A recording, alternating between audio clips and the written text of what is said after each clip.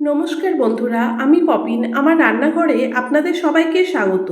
গরম পড়তে না পড়তে আমরা ঠান্ডা ঠান্ডা রিফ্রেশিং ড্রিঙ্ক খেতে পছন্দ করি, আর যদি সেটা বাড়িতে তৈরি করা হয় আরও বেশি ভালো হয়। আজকে আমি আপনাদের সাথে শেয়ার করব কাঁচা আমের শরবত। এটা কিন্তু ভীষণই টেস্টি হয়, ভীষণই রিফ্রেশিং ড্রিঙ্ক। আগে আমি আপনাদের সাথে শেয়ার করেছি আম পোড়া শরবত। কাঁচা আমের শরবতটা আম পোড়া শরবতের থেকে একদম ডিফারেন্ট হয়। আসুন দেখে নেওয়া যাক আজকের এই কাঁচা আমের শরবত রেসিপিটা। কাঁচা আমের শরবত বানানোর জন্য দুটো কাঁচা আম নিয়েছি। আম দুটোকে ধুয়ে পরিষ্কার করে নিয়েছি। আমের বোটাগুলোকে কেটে নিচ্ছি। আমের বোটা কাটা হয়ে গেছে। এখন আমি আমের খোসাটা ভালো করে ছাড়িয়ে নিচ্ছি। দেখেন, আমের খোসাটা ছাড়ানো হয়ে গেছে। একই রকমভাবে আমি আরেকটা আমেরও খোসাটা ছাড়িয়ে নিচ্ছি। আপনারা চাইলে এই কাঁচা আম দিয়ে আম মাখা করে নিতে পারেন। আম মাখাও খেতে বেশ ভালোই লাগে। আপনারা চাইলে কাঁচা আমের যে পাল্পটা তৈরি করব, এইটা ফ্রিজে 7-8 দিনের জন্য স্টোর করে রেখে দিতে পারেন। দেন আমের খোসাটা ছাড়ানো হয়ে গেছে।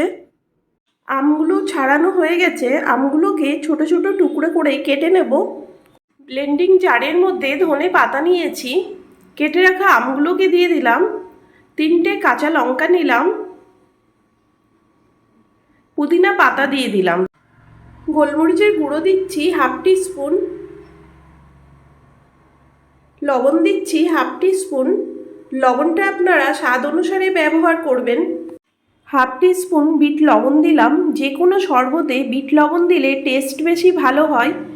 4 চামচ চিনি দিলাম। আম কতটা টক সেই আন্দাজেই চিনির পরিমাণটা ব্যবহার করবেন। হাফ টিস্পুন ভাজা জিরের গুঁড়ো দিলাম। একটা গোটা পাতিলেবুর রস দিলাম। লেবুর রস দিলে টেস্ট বেশি ভালো হয়।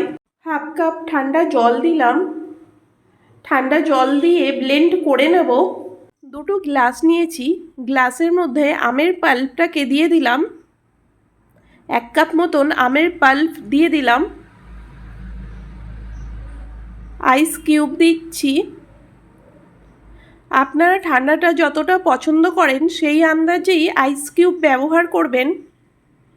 ঠান্ডা জল দিচ্ছি, কেননা আমের পাল্পটা খুব ঘন, তাই জল মিশিয়ে নিলাম। যদি লবণ চিনিটা কম মনে হয় তাহলে লবণ চিনিটা মিশিয়ে নেবেন।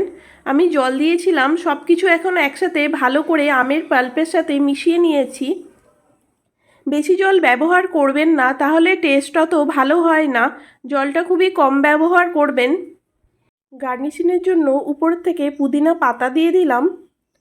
ধনে পাতা আর পুদিনা পাতা ব্যবহার করার জন্য রঙটা সবুজ হয়েছে। আজকের কাঁচা আমের শরবত রেসিপি আপনাদের কেমন লাগলো অবশ্যই জানাবেন। যদি ভালো লাগে আপনারাও ঠিক এইরকমভাবে বাড়িতে ট্রাই করে দেখতে পারেন। আমার চ্যানেলে নতুন কোনো বন্ধু থাকলে আমার চ্যানেলটাকে সাবস্ক্রাইব করে নেওয়ার অনুরোধ রইল। পুরনো বন্ধুদেরকে পাশে থাকার জন্য ধন্যবাদ।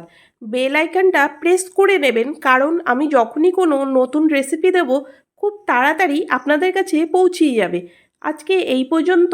আবার হাজির হয়ে যাব নতুন কোনো রেসিপি নিয়ে। ভালো থাকবেন, সুস্থ থাকবেন। ধন্যবাদ।